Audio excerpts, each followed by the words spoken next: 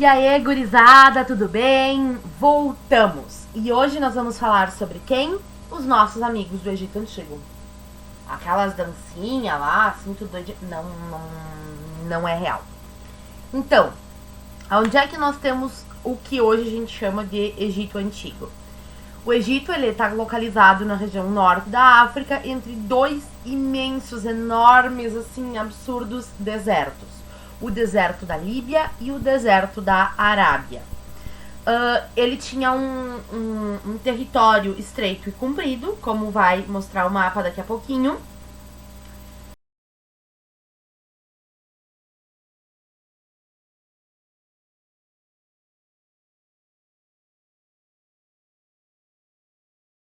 E ele estava dividido em duas grandes regiões. Alto Egito, que é a região do Vale, e o Baixo Egito, que é a região do delta do Nilo. Para nós, a impressão que a gente tem é que o Alto Egito é o Baixo Egito e o Baixo Egito é o Alto Egito. Por quê? Porque ele está no outro lado da linha do Equador, ele está acima da linha do Equador, então ele fica de ponta cabeça na nossa percepção, né? Então, Heródoto, o cara, o grego, que inventou a história, e sim, no caso, nesse momento, se vocês estão me odiando, podem começar a xingar o Heródoto, porque foi ele que inventou essa coisa toda pela qual eu sou apaixonada e que vocês devem achar meio... Mas enfim, o Heródoto, numa visita ao Egito, ele escreveu que o Egito é uma dádiva do Nilo. O que é isso? Um presente do rio Nilo. Porque o Egito não sobreviveria de maneira nenhuma sem os alagáveis do rio Nilo. O rio Nilo, nos meses de março até setembro, mais ou menos, ele tem seca.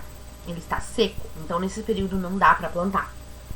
E aí, em setembro, outubro, começo de setembro até metade de outubro, mais ou menos, eles têm, tradicionalmente, muita chuva.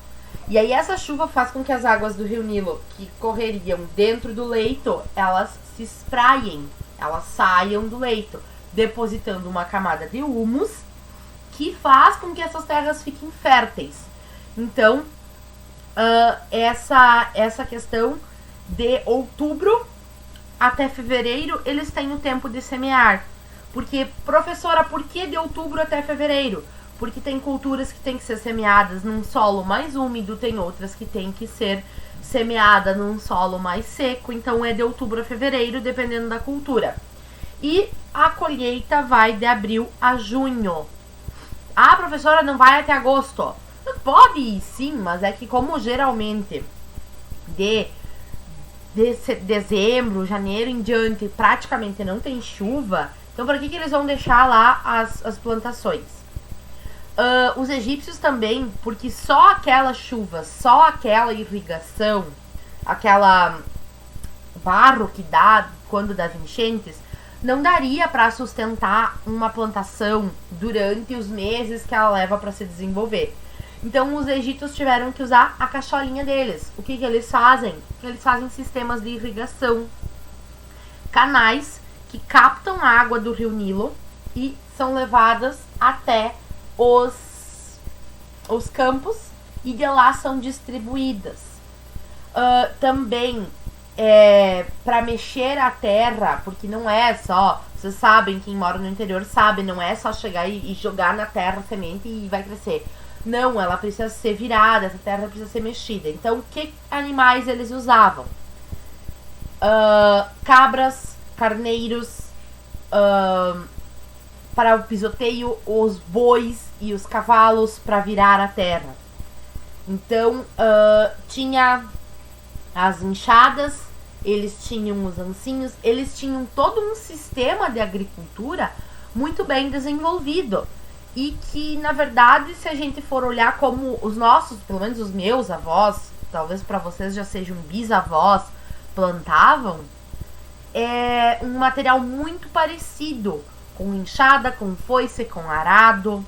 Então, eles criam um sistema que vai trazer até que vai vir até não tanto tempo atrás e talvez ainda muito utilizado hoje em alguns lugares. Pois bem, como é que se forma o Estado do Egito? O governo do Egito, essa questão. Ele vem dos nomos. O que são os nomos? Um conjunto de aldeias.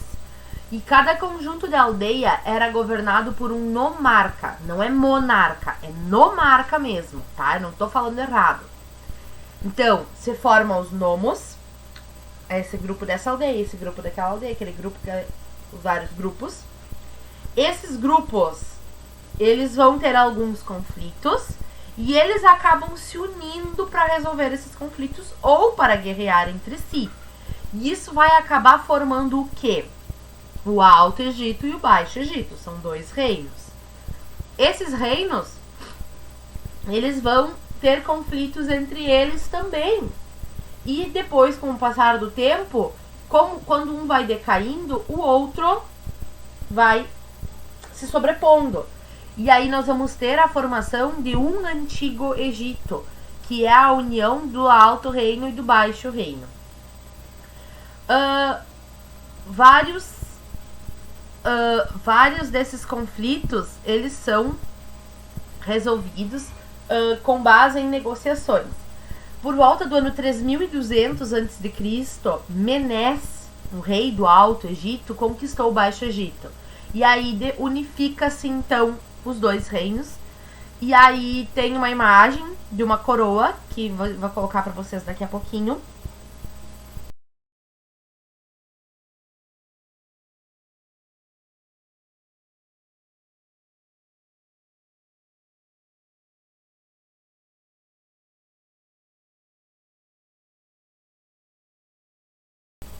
Que essa coroa, que tem a parte vermelha e a parte branca, ela representa a união dos dois reinos, tá? Menes se torna então o primeiro faraó. Faraó, como vocês sabem, é o governante do Egito. E ele funda a primeira dinastia egípcia. Dinastia egípcia são as famílias egípcias que governam o reino. Então, nós temos o Antigo Império, o Médio Império e o Novo Império, que tem como os seus maiores reis o Kelps, Khafre e Mycerinus, que são as três maiores pirâmides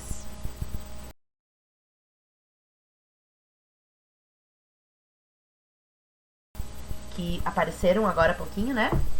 Que são as três maiores pirâmides, foram dedicadas a esses faraós. A primeira ordem de um faraó, quando ele assumia o trono, era a construção do seu túmulo. Que aí, o que é a construção do túmulo? A pirâmide. Então, a pirâmide, ela era a primeira ordem. Por que, professora, a primeira ordem? Porque vamos combinar que não é de um dia para o outro que os caras vão construir uma pirâmide, né? E não foram os aliens que construíram, foram os egípcios utilizando mão de obra escravizada, tá?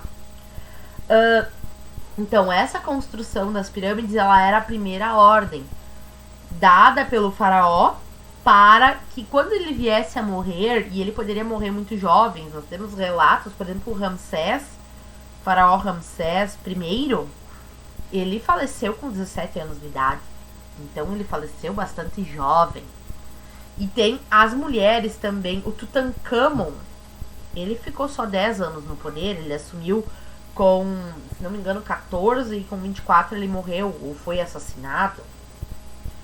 Tirem suas dúvidas. Ninguém sabe.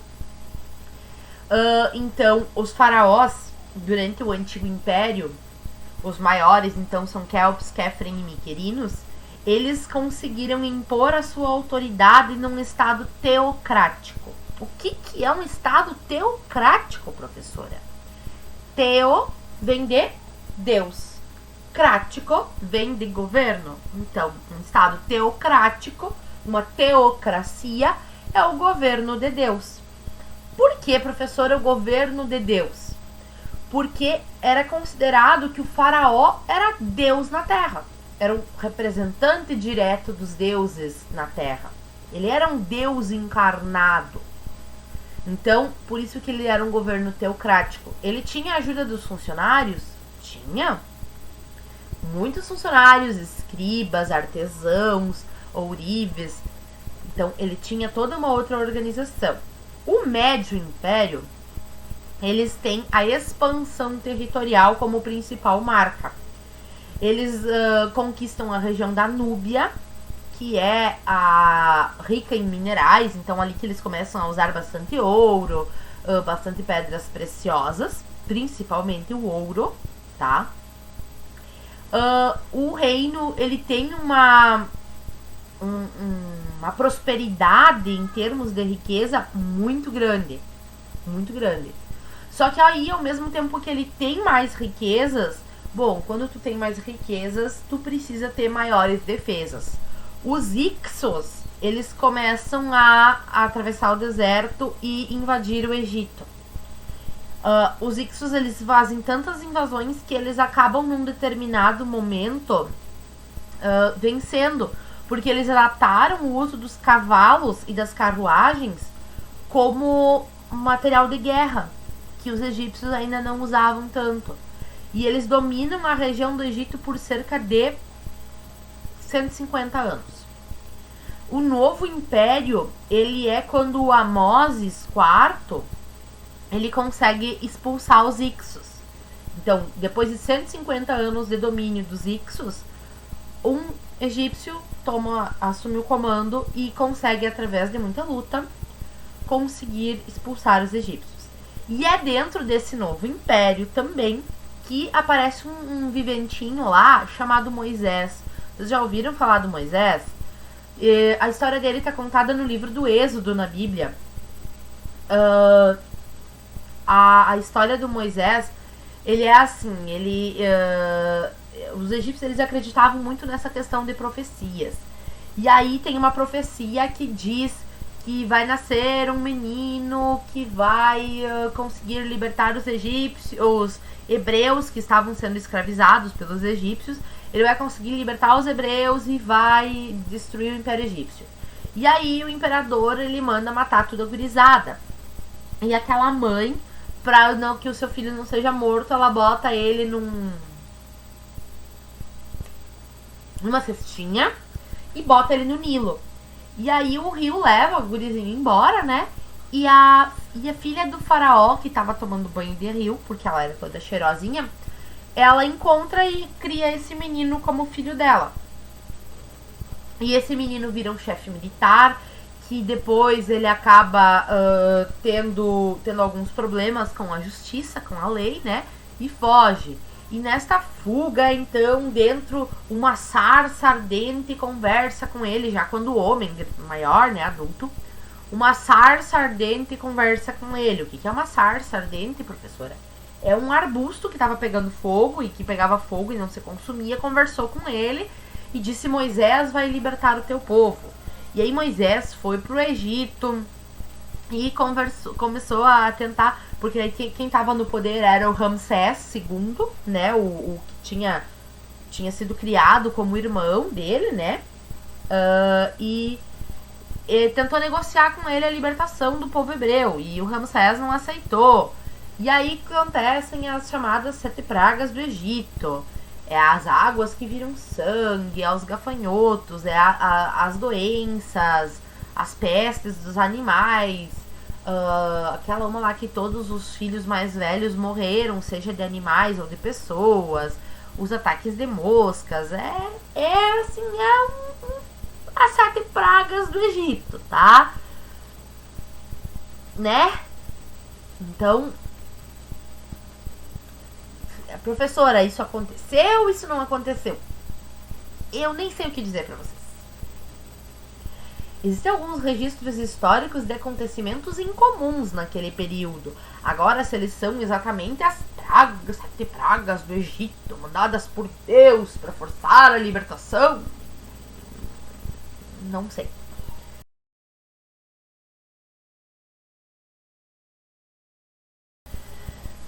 Mas, né, só para vocês saberem, então, em determinado momento, Moisés consegue fugir com os hebreus do Egito. Mas, professora, o que acontece com os hebreus? Bom, o que acontece com os hebreus depois dessa fuga do Egito, vocês vão saber no próximo capítulo. E aí, Quando o Amoses, ele implantou, aí fechando o parêntese dos hebreus, tá? E aí o Amoses IV, ele implanta o monoteísmo. Mas quando ele morreu, o Tutankhamon, ele implanta de volta o monoteísmo. Em 662 a.C., os egípcios começam a sofrer uma nova onda de invasão, vinda dos assírios. Lembram dos assírios, que a gente já falou deles na Mesopotâmia? Depois vem os persas, depois vem os romanos, os macedônios, os árabes, os turcos e, por fim, o Egito, é dominado pelos ingleses até a década de 1950, 1960, quando o Egito então proclama a sua independência e vai se tornar um país novamente, depois de mais ou menos 2.500 anos de dominação por outros povos. O último governante egípcio que governou o Egito antes desses 2.500 anos de dominação de outros povos foi um filho da Cleópatra, a mais famosa das rainhas egípcias. Dizem que ela tomava banho em leite de jumenta para não ter rugas, tá? Eu acho que eu tô precisando, né? E o Júlio César, o general romano, que teve um caso com a Cleópatra, né? Tranquilão, de boas. Destaques egípcios. Astronomia. Eles fazem um calendário solar baseado no Sol, né? É óbvio. Lembra que a gente andou comentando os calendários lá nas primeiras aulas do ano? A questão de como esses povos se guiavam pela luz do Sol? Pois bem, os egípcios criam um primeiro calendário solar com 12 meses de 30 dias. E por eles acreditarem na vida após a morte, eles praticavam a mumificação. O que era a mumificação?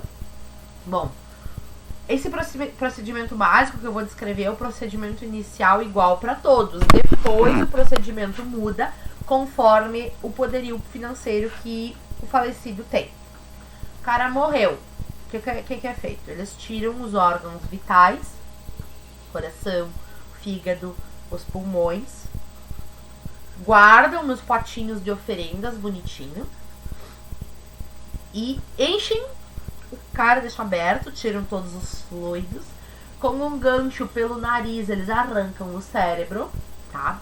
Não assistam esse vídeo antes de comer, tá? Ou logo depois de comer, não me responsabilizo.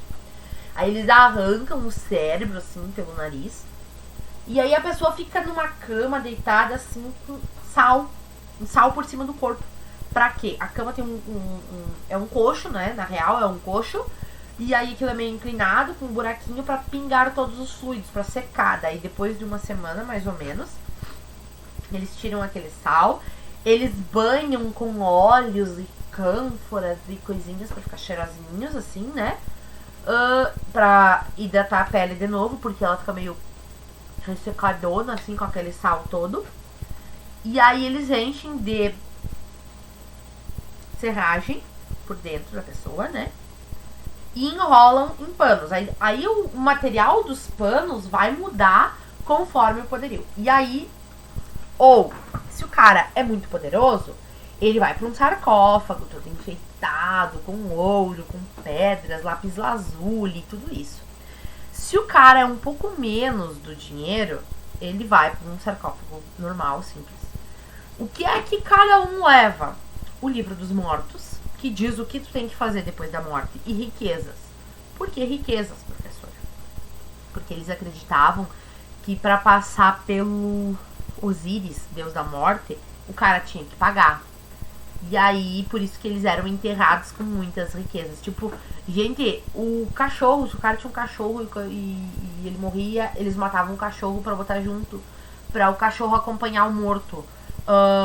Se o cara cometia muitos pecados, tinha todas aquelas crenças. Então, eles achavam que precisava ter esse dinheiro pra pagar a passagem pra vida eterna, tá? Então, por isso que as pirâmides egípcias, elas foram tão saqueadas quando elas foram encontradas. porque tinha realmente muita riqueza dentro dessas pirâmides. E onde está a maior parte das múmias e das riquezas do Antigo Egito? Ah, professora, elas estão nos museus do Egito. Nananina, não. Estão no Museu Britânico em Londres. Porque os ingleses, quando da descoberta dessas riquezas, eles estavam dominando o Egito. Então eles levaram pra lá. Bem tranquilo, é tudo deles. Pirâmide social.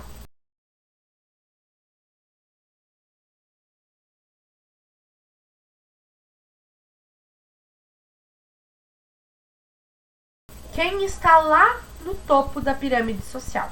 O faraó, que era considerado filho de Amon-Ra, o deus Sol, e a encarnação de Horus, o deus Falcão. Toda a felicidade dos egípcios, na ideia deles, tá, dependia do faraó. E o poder do faraó era faraônico. Tipo, era comandar os exércitos, distribuir a justiça, organizar atividades econômicas, era tudo faraó.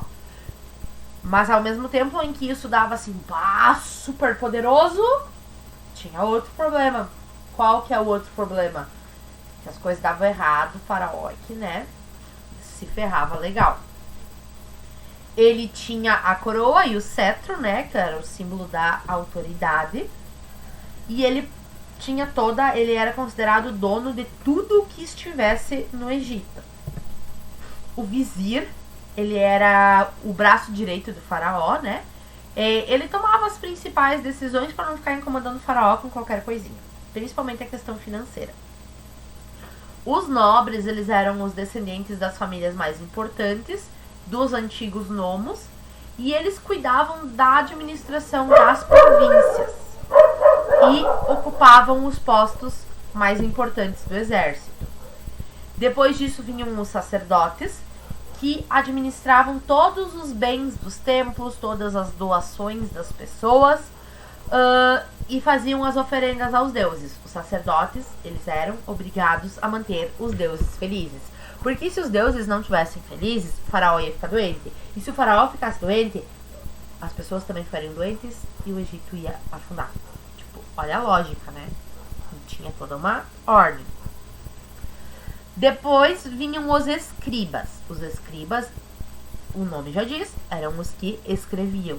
Eles dominavam a difícil arte de escrever os hieróglifos e organizar as leis, além de, é claro, a cobrança de impostos.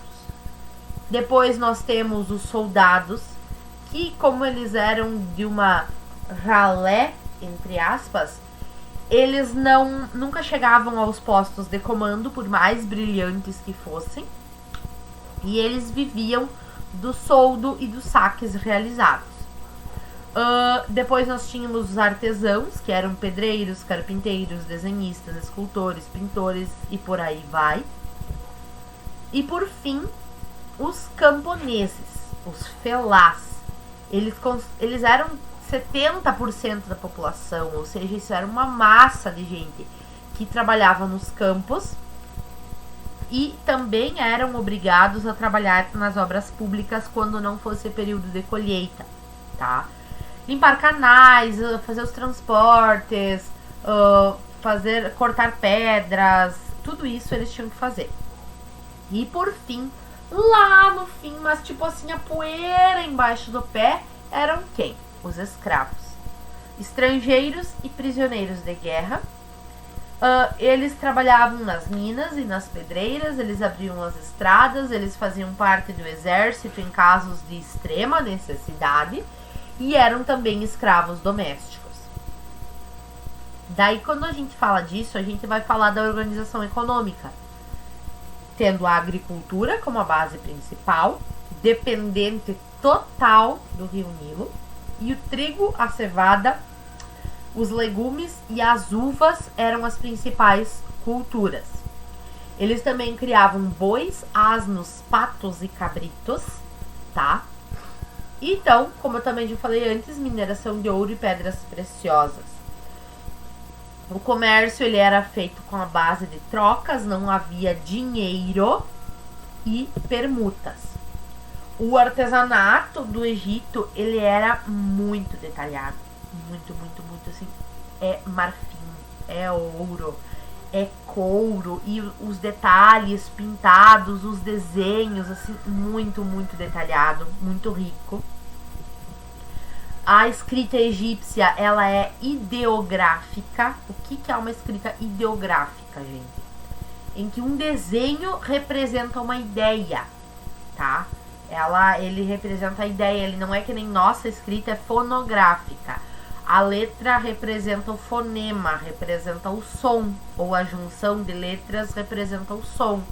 A escrita egípcia não, é o desenho que representa a ideia. Eram os hieróglifos e eles eram geralmente gravados em pedras, tá? A questão da religião egípcia, então, nós temos Ra, o deus Sol, tendo 2 filhos divinos com o caos, que é o da escuridão, né? Shu, que era deus do ar, e Tefnet, a deusa da umidade. E aí eles se juntam e nasce Nut, a deusa da terra, e o Geb, o deus da terra. Vocês estão ligados que precisa ter... Olha a lógica deles, tá? Que para ter a terra de plantar, precisou 2 deuses, porque precisa a metade masculina e a metade feminina. Só o masculino ou só o feminino não dá certo na ideia deles. E aí aparece Osíris, Set, Neftis, Ísis e toda a questão da religião politeísta. Depois nós temos a profeta colando um pouquinho, tá? Horus, Anubis, que é o deus do Vale dos Mortos, e assim vai. Quem era o mais popular? Osíris, que ele era o próprio rio Nilo. E aí já é bem óbvio, né, que como o Egito fica num deserto, o deus mais importante vai representar o rio Nilo. Isso é bem óbvio, tá? Então, Amon-Ra, deus Sol, e o Osíris, o deus do rio Nilo, são os deuses mais importantes do Egito. Ok, pessoal? Era isso. Até uma próxima.